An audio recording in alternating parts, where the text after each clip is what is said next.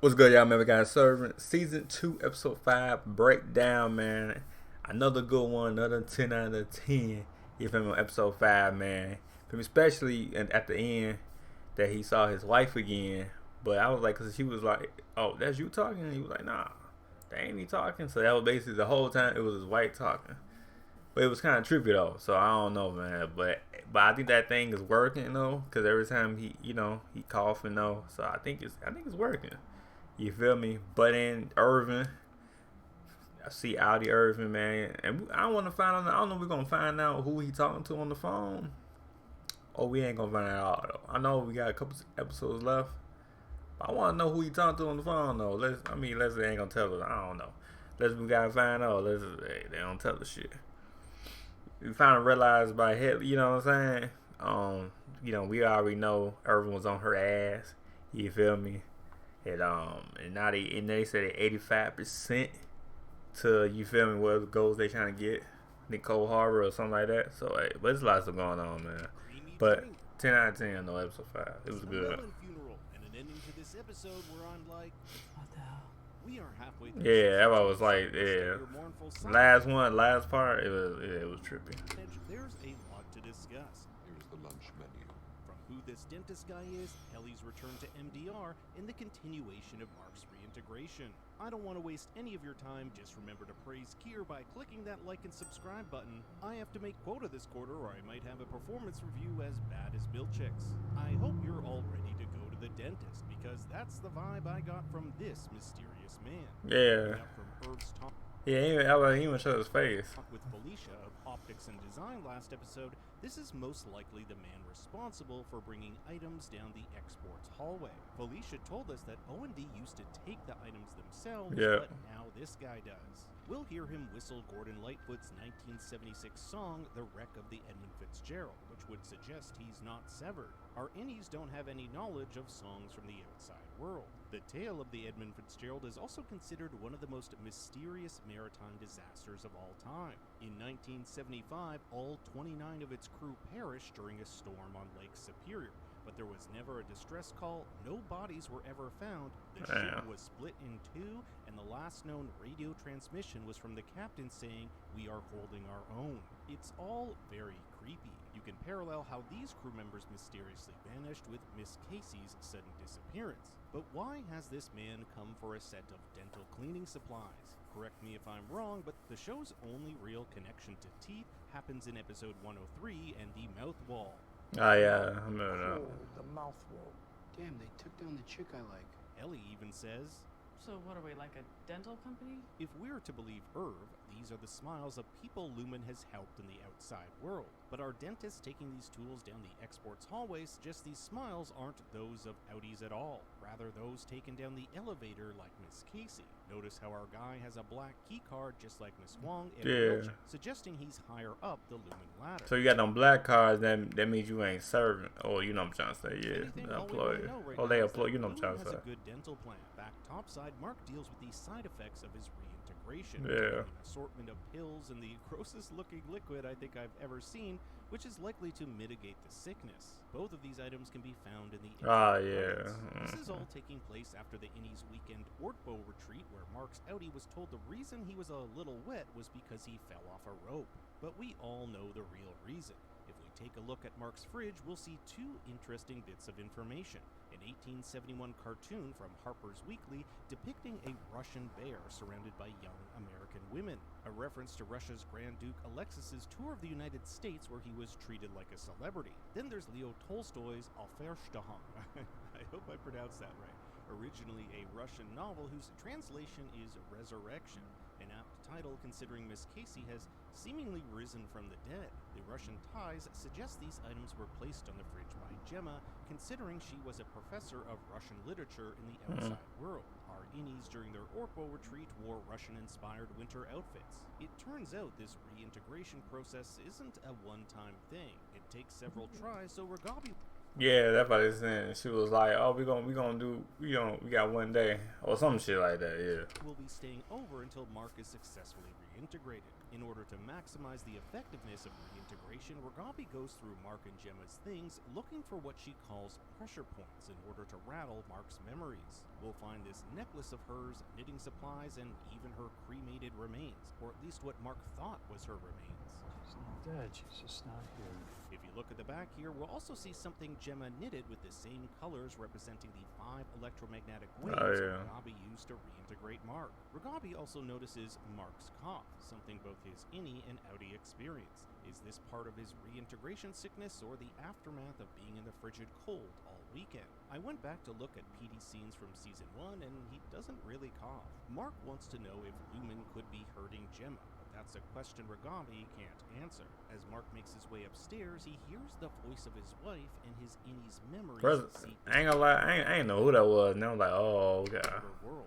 His reintegration seems to be working, as we'll end on Mark seeing Gemma in the Lumen hallway saying, "Your outie's going to be," but it cuts off. Yeah. The copy of the show I had didn't have subtitles, but I'm assuming we're not supposed to know what she says. The line is particularly interesting because it refers to something that will happen in the future. During her wellness sessions, Miss Casey would only talk about an outie in the present tense. Your outie values water. Now, if the subtitles end up revealing what she did say, then just regard this next sentence, but what does she mean when she tells Mark your outie is going to be? I think the craziest thing would be your outie is going to be a father. Last episode, Mark's innie hooked up with Helena Egan, and come on, we got to assume there weren't any Lumen condoms around, so it's possible this might happen. Who knows? Maybe. Speaking of Helena, the doctors have given her the A-OK after nearly being drowned to death, stating that her tempers will rebalance quickly. There is also talk if she needs a, quote, obligement session, which my mind only wonders what that could mean. The big debate is what's to happen with Helena going forward. Do they risk taking her back to the Innies where she's almost been killed twice? Now, Mark won't work without Helena. His work on the Cold Harbor file is so important that Mr. Drummond says it will be the greatest achievement in he's the greatest achievement. Mankind's history. Helena does not want to go, stating that Innies are effing animals. An interesting thing to say, since last episode she had sex with one. Yeah, that's what I want to say. Like, I ain't gonna call an animal, but you feel me, go crazy on one of them.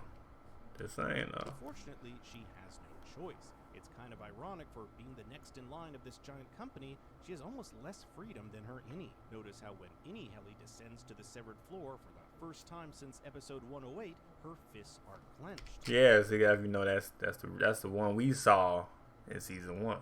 In her mind, she is just coming back from the frigid waters of Woe's Hollow. Now, if you're Helly, the last hour would have looked something like this. You kiss Mark goodbye, wake up to find...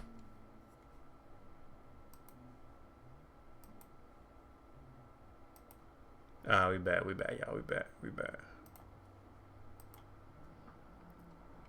Find your Helena Egan and are tackled as you try to expose the truth. Wake up to find yourself being drowned to death, and boom, you're right back at work. Who the f are you? That's gotta have a crazy toll on your psyche. The entire MDR team is taken to Milchek's office, where they're given a debrief from everything that happened last episode. Irv has been fired and is now on an elongated cruise voyage. Something we know is BS, as we'll later see him up top. You know they got a lot of them, man. They won't be panicking. Helena posing as Helly, and there's no one more pissed off about this than Helly herself. Yeah. It's a total violation of who she is as a person, and Milchek tries to frame this as a patriotic endeavor by Helena to learn more about the Innies, recounting the story of the Glücksschraben, where the Swedish prince would disguise himself as one of the people to get a better sense of what their true grievances were. Here, Egan himself did this in his ether factories. It was an ether factory where he met his wife, Imogen. Dylan is arguably the most vocal about Irv's dismissal, calling Milchek and Lumen murderers. Is he right? Technically, Irv's body is still there in the outside world, but the person who was Irv's innie is gone. As Mark states, he's not dead, he's just not here. Any memory of Irv has been wiped from their office. His desk is gone and he's been photoshopped. Yeah, that's fucked up. Dylan suggests they hold a funeral, or as Milchek calls it, a bereavement ceremony. Something Mark isn't too thrilled about. Sure, as long as it's quick.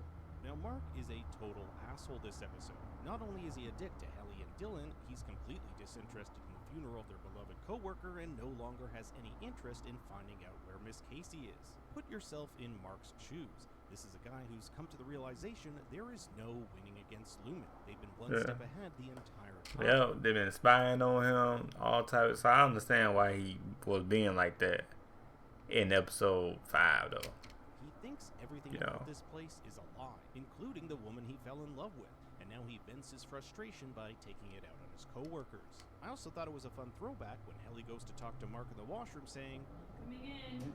Which is exactly what Mark did to Helly in season 1. Because I'm coming in. He withholds the information that he slept with her, which will no doubt come to bite him in the ass. But later in the episode, we'll find out Milchick also knows that. Yeah, he know. See, that's what I'm saying. They be spying on them. Is that because Helena told him, or because he always has eyes on them? It's this piece of information that he'll use to, quote, tighten the leash on the head of the department.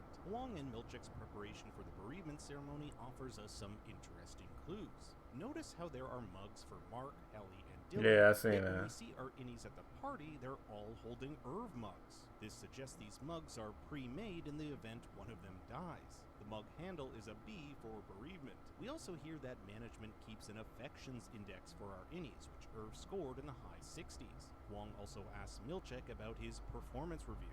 These two have a very tense working relationship. Yeah, they do. Like, I don't know. I don't know what the fuck they got going on. I really don't know what the fuck they got going on.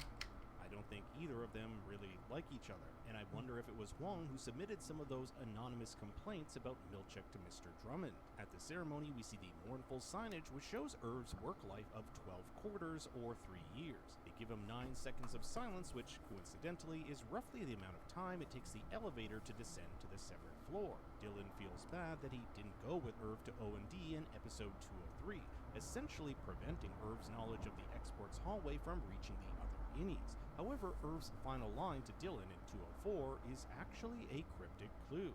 Just remember, hang in there. It's behind the hang in there poster that Irv left his drawing of the exports hallway with directions on how to get there. I imagine Dylan will want to check that out. There's just one problem. They'll need one of those black key cards to do so. There's also some other cool posters here, like the Grin and Bear It poster, a pun of one of the Lumen's former CEOs. And No Malice Palace, Malice being one of Kier's 4 tempers. I think the creepiest thing is this watermelon carved into the image of Irv. Yeah, that looked crazy. And it appears the trolley it's brought in on is the same kind as the dentist wheeled at the beginning of the episode. And after Helly chews him out for being an asshole, she says that he just has to trust her. Not everything down here is a lie, which I'm assuming is a nod to her true feelings for him. Something we don't get to see is what happened to Irv once he turned back into his Audi at the end of last episode. What on earth would he think when he awakens to find that his innie attempted murder? His first scene this episode sees him putting away the export hallway paintings he's obsessed over. It was all an attempt to communicate with his innie via dreams. He kept painting them over and over again to burn this image into his mind while staying up late drinking coffee and blasting metal music so that his innie would be so tired he'd have to fall asleep at work. Now that he's fired, he doesn't need those paintings anymore. He'll venture back to that payphone and call the phone again. His mystery contact. We never hear a voice on the other end, so we can't be sure if he's actually conversing with someone or leaving a message. In my episode 202 video, I theorized a few people he could be calling, including Bert, Ragabi, Cobell, and Petey. But I want to throw in a new theory, a contact from Dorner Therapeutics. In Severance Season 1's bonus material, there's this file you can read called the Lexington Letter. In it is mention of a rival competitor to Lumen called Dorner Therapeutics. If I were Dorner, I'd want to get someone on the inside, so maybe Irv is talking to someone from a rival company. We can also cross Bert off this list, as when Irv confronts him for following, the two do not know each other. Bert followed Irv, wondering why this man was knocking on his door screaming his name in the middle of the night. He puts 2 and 2 together that the both of them must have worked as innies at Lumen. Yeah. Another interesting bit of information is that Bert was fired even though his innie was given the full retirement treatment. I'm interested where Irv's storyline will go, considering Bert has invited him over to talk about what happened. If last episode wasn't painful enough for Milchick, our MDR manager has a pretty abysmal performance review. But before we get to that, he asks Natalie her thoughts on the paintings he received last episode, which depicted Kier as a black man. She too received the same gift, however, we saw Milchick store his away. usually not something you do if it's a gift you like. Yeah. Milchek has to carefully word what he says here, stating that they both faced similar experiences and challenges in life, and asking her what she thought of the complicated feelings these paintings evoked. He can't be candid with her and just say, look, we're two black people, isn't this gift kind of up? But Natalie doesn't answer, instead ushering him to Mr. Drummond, who will be conducting his review. We learn that Lumen managers are routinely urine tested and receive an entire booklet outlining their accomplishments and areas of improvement. And for Milchek, there's lots to improve. How dare he use big words or forget to put on a paperclip the right way? But those contentions, as they're called, pale in comparison to his failures. These include the short-lived new refining team, ineffectiveness of his kindness reforms, the calamitous retreat, and all the way back in Season 1, the theft of card 7197G by Dylan. We still don't know what these cards are for, just that they were created by Optics and Design. But even with all these shortcomings, Milchek is allowed to continue on as manager. Lewin believes his particular, quote, level of energy, rare in the ranks of middle management, provides an excellent ballast on which the employees can anchor their days. The use of nautical terminology harkens back to that wreck of Edmund Fitzgerald, perhaps foreshadowing the destruction of the MDR department.